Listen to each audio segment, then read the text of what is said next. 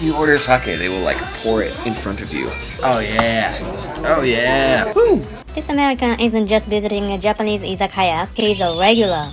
An izakaya is a casual Japanese pub where the food matters just as much as the drinks. He shows us how he enjoys drinking like a local. His own bottle on the shelf, sake poured right to the very brim. This is how the local really drink. Why does an American have his own bottle at a Japanese bar? And how do you even drink sake filled all the way up without spilling it? Let's find out. I love sake so much. It's so good. What do you want to drink today? Well, I'm going to probably get my bottle because it's cheaper. Yeah. ボトルお願いします。買い物お願いします。America, do you have the culture of bottle keeps? No, we don't. Only at like maybe super fancy restaurants or like traditional Japanese restaurants. Oh, so this is my bottle. It says my name on it, and it has a smiley face. But they also can give you a little top. That's what all of this on the wall is like tops for this. But so I chose a ninja. Oh, it's ninja. Yeah. Very good. You enjoy Japan very much. Oh yeah, it's a lot of fun. Do you like Japan? Oh, of course. Bottle keeping in Japan isn't just about getting a better deal. It's a way of saying, I'll be back. Here having your own bottle waiting for you at an izakaya, there's no doubt about it. You are a regular. It's shochu. Shochu. Yeah, so what they do is they will bring you a bucket of ice and a cup and then soda water. And then so you make your own like cocktail at the table. Arigato.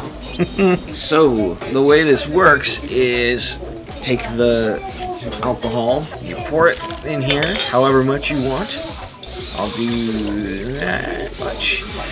And then you take the lime, squeeze it in here, and then take the soda water and then you're done. Kanpai. Kanpai. Can I try your cocktail? Of course. Please make for me. Okay. Yes. Just tell me when you think is okay. I think that's probably okay, right? Okay. Thank you, arigato. どうぞ。乾杯. In America, I worked in a fancy Japanese restaurant. We actually did do this with the bottles, but it was very expensive. It was like $45 for a bottle of shochu, which in Japan would cost maybe 10 yen. Sake is actually more expensive in America than shochu. A bottle of shochu would cost about $20, whereas a normal bottle of sake or NIHONSHU would cost about $30, which is very expensive compared to Japan. We would have at my restaurant several different kinds of sake, like big bottles of it, but it was always super expensive. The cheap one though, there's a couple of companies that make sake in the United States. Always awful. It is really bad. I mean, I think if you want to like cook with it, maybe it's okay. I've drank it before and it's not, you shouldn't drink it. It is more expensive to get Japanese sake, but it's 100% worth it. Oh, and then we still have to get the Nihonshu. I force myself to call it that because sake just means alcohol in general.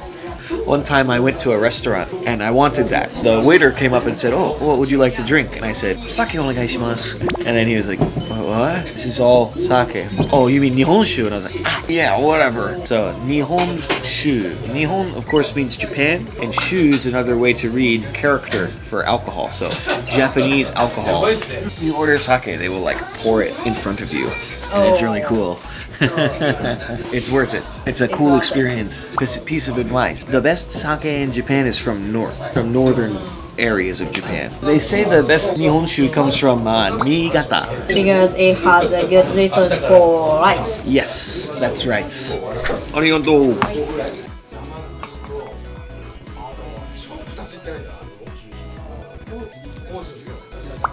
Arigatou gozaimasu. In Japan, it's common to pour sake until it almost overflows. It's a symbol of generosity. Yeah, so you can see it's like it's above the edge of the cup, and they do it perfectly every time. I've never seen them spill any, which if it was me, I'd spill it all the time. But so there's no way to pick it up. So the only way to drink it is to bend down and go like. Very Japanese style. Yeah. Kanpai. Oh yeah. Oh yeah. Woo. I love sake so much. It's so good. And it's so cheap. This is another thing for foreigners, but it's like alcohol is just super cheap in Japan compared to everywhere else. I think it's for tax reasons. It's really easy to develop bad habits. Case in point.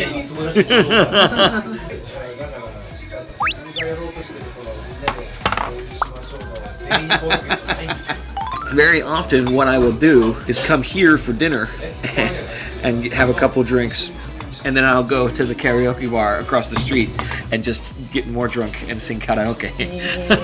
Karaoke. I love karaoke. It's super fun. They don't really have that much food. Usually those places are more for getting drunk and doing karaoke and stuff. I've never tried karaoke bar. Really?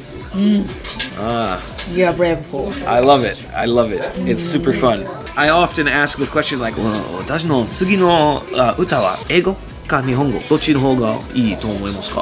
Sometimes they say, どっちでもいい, or sometimes they give me an answer. I'll sing whatever comes to mind. I don't have one thing that I like to sing. People kind of are surprised, but I'm actually a pretty good singer. So the first time I ever did karaoke at a bar, everybody was like, yeah!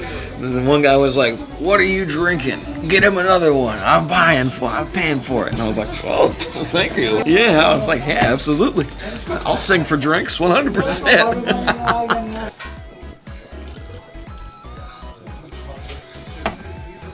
ごちそうさまです。すいません。お会計お願いします。 We enjoy the alcohol to the fullest. The drinks are great. But these guys, they are the real reason he keeps coming back. And it's not just the drinks or even the company. Japanese izakayas take their food just as seriously. From grilled rice balls to sea cucumber, we tried a bit of everything with plenty of honest reactions along the way. Haven't watched the food episode yet? Be sure to check it out after this. It's really good. Wow, that's actually really good. Thank you. It was fun. It was a good time. See you. See you next time. See you. Thank you. Of course. Thank you so much. Have a nice evening. Yeah, you too. ありがとう。バイバイ。